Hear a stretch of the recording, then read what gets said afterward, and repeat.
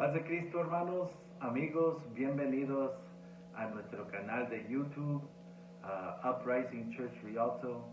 Estamos aquí para impartir nuestro estudio bíblico entre semana y estamos muy contentos de que nos están acompañando y queremos que estas lecciones sean una bendición para tu vida. En el nombre de Jesús. Amén. Sabemos que el COVID está afectando a muchas familias y pues también sabemos que servimos a un Dios grande, poderoso, amoroso, que nos protege, que nos cuida, que no nos deja solos, nos va a llevar por las tormentas y va a estar con nosotros y no nos va a dejar solos. Amén, así como lo hizo con los discípulos, así como dijo David, amén, aunque ande en la valle de sombra de muerte, no temeré. ¿Por qué? Porque tú estás conmigo, amén. Entonces, hermanos, así el Señor nos va a llevar al otro lado, en el nombre de Jesús, amén. Hermanos, vamos a orar y pedirle a Dios que nos habla por medio de su palabra y así comenzaremos nuestro estudio. Señor Jesús, te damos gracias por tu grande amor, tu grande misericordia. Te damos gracias, Señor, por cada oyente que nos están acompañando en esta hora. En el nombre de Jesús, Señor, que tu palabra habla a nuestros corazones, nos redarguye, nos despierta. Gloria a Dios, en el nombre de Jesús, Señor, que podemos oír y recibir tu palabra. Amén. Amén. ¿Qué es lo primero que viene a tu mente cuando oyes la palabra compasión? Compasión es lo que vamos a ver en esta lección, hermano. Vamos a Jonás capítulo 3, versos 7 al 9, donde dice: y hizo proclamar y anunciar en Nínive por mandato del rey y de sus grandes, diciendo: hombres y animales, bueyes y ovejas, no gusten cosa alguna, no se les dé alimento ni beban agua, sino cúbranse de cilicio, hombres y animales, y clamen a Dios fuertemente, y conviértase cada uno de su mal camino, de la violencia que hay en sus manos. ¿Quién sabe si Dios será movido a compasión y se arrepentirá y se apartará del ardor de su ira y no perecemos? Hemos llegado al tercer capítulo de la tercera lección de nuestro tema, ¿cómo puedes dormir? Y está basado en la historia del profeta Jonás, como ya hemos visto. Jonás nos muestra algunos claves muy importantes para aquellos que Dios ha llamado a predicar. En primer lugar, el profeta usa una estrategia clara de proclamación de un mensaje sencillo y fácil para entender, pero poderosa. En menos de 40 días el mensaje profético llega a cada persona, incluyendo al rey de Nínive, desafiándoles a actuar en conciencia. Las palabras de Jonás no son las de un alarmista que visita la ciudad, de un terrorista o parte de un cartel que anda por las calles asustando a los ninivitas. El mensaje llega hasta el trono del rey con el mismo poder, claridad y autoridad con que se estaba escuchando por todos en Nínive. Jonás comunica con tanta claridad la demanda de Dios que el rey se baja de su trono, se sienta en el suelo, se ropa sus ropajes reales y echa ceniza sobre su cabeza. Y todo esto lo hizo a la vista del público. Y uno por uno, cada familia del pueblo respondió con ayuno y con gran clamor. El rey da un decreto real porque la maldad de Nínive lo demandaba. Al conocer el decreto, el pueblo entero entra en un clamor de arrepentimiento y compunción delante de Dios con una sola esperanza. El verso 9. ¿Quién sabe? Tal vez Dios cambie de parecer y aplaque el ardor de su ira y no perezcamos. ¿Nunca han pensado cuál es la razón por la cual existe la iglesia en este mundo en crisis? Ella existe para dar la respuesta que el mundo necesita. La iglesia no es llamada para dar respuestas políticas, económicas, filosóficas o moralistas. Aunque muchos se lanzan con sus teorías y presentando sus opiniones fuertemente, la única respuesta que la iglesia puede dar es espiritual y está arraigada en el amor y la misericordia de Dios. Porque Dios es soberano sobre todo, el mensaje que compartimos debe ser claro y terminante. En el capítulo 2, verso 8, Jonás estaba orando en el vientre del gran pez. Y aún en su muerte, casi para morir, él dice estas palabras: los que confían en ídolos o vanidades huecas, su propia misericordia abandonan. Y es que Dios es justo y su juicio es real y verdadero sobre aquellos que abandonan su amor. En el capítulo 3, verso 8, dice: si no, cúbranse de cilicio hombres y animales y clamen a Dios con fuerza, y vuélvase cada uno de su mal camino y de la violencia que hay en sus manos. Dios es compasivo y llega a usar misericordia, pero solo con aquellos que con sinceridad se conviertan de su mal camino. Y siempre que una persona toma esta decisión, Dios termina la historia de aquella persona, la historia de su vida, con la pregunta que hizo a Jonás en el capítulo 4, verso 11. ¿Cómo no habría yo de compadecerme? ¿Cómo no habría yo de tener misericordia? ¡Wow!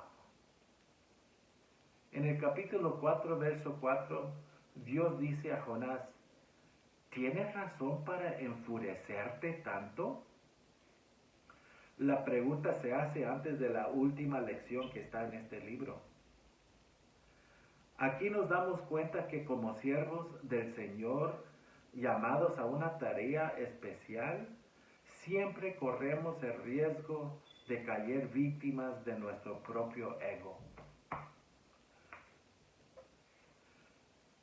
Pregúntase, ¿cuál es el peor enemigo del siervo de Dios? Eres siervo de Dios, ¿verdad?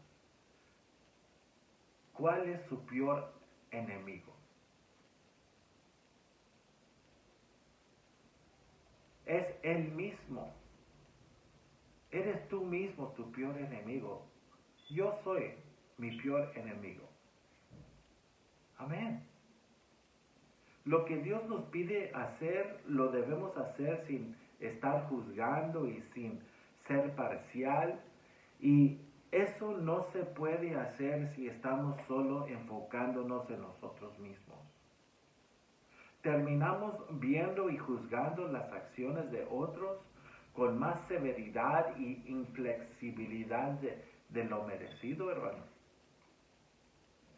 Esto lo podemos ver en las dos oraciones que hace Jonás.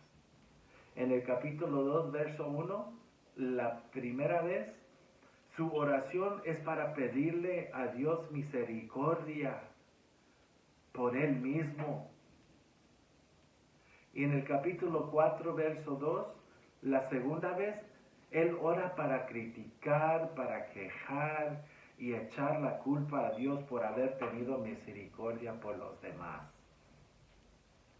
¿Puedes ver aquí la contradicción, hermanos? El mensaje del Evangelio es para todos y no cambia. Son las buenas nuevas de la gracia, la misericordia y salvación de Dios. Pero nuestro egocentrismo no permita que seamos constantes. Al contrario, nos hace incapaces de ver cuán pequeño en verdad somos comparados con Dios. Y nos muestra qué poco en verdad le conocemos a Él. En este último capítulo podemos ver la actitud de enojo y rebeldía manifestarse en Jonás. ¿Qué es lo que hace? En el capítulo 4, verso 1, dice, pero esto desagradó a Jonás en gran manera y se enojó. En el verso 3, él dice, y ahora, oh Señor, te ruego que me quitas la vida, porque mejor me es la muerte que la vida. En el verso 4, y el Señor dijo, ¿tienes acaso razón para enojarte? Y él contesta, ni siquiera contesta, hermanos. Verso 5 dice, entonces salió Jonás de la ciudad y se sentó al oriente de la misma. Ahí se hizo un cobertizo y se sentó bajo él a la sombra hasta ver qué sucedería de la ciudad. Sin ninguna respuesta a Dios todavía. Y luego Dios hizo que brotara una planta o resino que le dio sombra a Jonás y él estaba muy contento. Pero por la mañana Dios envió un gusano para comer la planta, también envió un viento fuerte y que el sol agotara la cabeza de Jonás, y él desfallecía y deseaba con toda su alma morir, diciendo, mejor me es la muerte que la vida. Y en el verso 9, entonces dijo Dios a Jonás, por la tercera vez le hace la pregunta, ¿tienes acaso razón para enojarte por causa de la planta? Y él respondió, tengo razón para enojarme hasta la muerte. Contestó con una pasión tremendo Jonás, pasión de enojo. Jonás había perdido su compasión por los perdidos y no estaba reflejando el amor de Dios a ellos tampoco. ¿Por qué? Porque él estaba tan enfocado y preocupado por él mismo. El problema de su compasión por la planta fue que solamente estaba enfocado en el beneficio propio de sombra para él. Muchas veces así somos nosotros. Oramos y oramos con pasión y oramos fervientemente, pero con motivaciones egoístas. La oración que Dios oye necesita estar acompañada con una acción determinante de rehusar satisfacer nuestros propios deseos. Amén. Wow. Y a veces esa oración es muy difícil. El libro de Jonás termina con los versos 10 y 11. Y dijo el Señor, tú te apiadaste de la planta por la que no trabajaste ni hiciste crecer, que nació en una noche y en una noche pereció. Y no he de apiadarme yo de Nínive, la gran ciudad en la que hay más de 120,000 personas que no pueden o no saben distinguir entre su derecha y su izquierda, y también los muchos animales que están allí. Gloria a Dios. Dios tuvo compasión de Nínive y también de su siervo Jonás. Puede ser que sí, estamos mostrando compasión a veces con ciertas personas, pero el Evangelio, vuelvo a repetir, es para todos. Y la pregunta es, ¿tendremos como iglesia el valor de levantarnos, salir de nuestros hogares donde estamos muy cómodos y acercarnos un poco más a la gente que necesita ser salvo? Les hablaremos con denuedo de la salvación de Dios en términos que ellos pueden entender. Podremos dar respuestas acertadas y atinadas a un mundo que está en crisis y buscando respuestas. Jesús viene pronto y no hay tiempo que perder. Dios nos hace la pregunta: iglesia, ¿cómo puedes dormir? Oremos.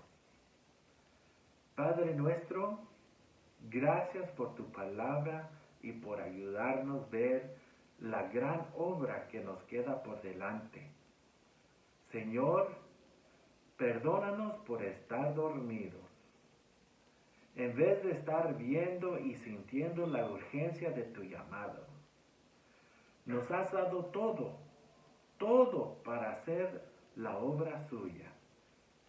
Nuestra oración es: ven Jesús, ven, y rogamos por cada oyente de tu palabra que se despierta, se levanta y obedezcan tu mandamiento de ir. En tu precioso nombre, Jesús. Amén. Amén. Gloria a Dios. Dios los bendiga, hermanos. Esto es nuestra lección para esta semana. Esperamos que sea de bendición para ustedes, que hayan escuchado la voz de Dios, que les ha hablado a sus corazones y que puedan responder apropiadamente, así como el pueblo, la ciudad de Nínive. Gloria a Dios. Dios los bendiga, hermanos.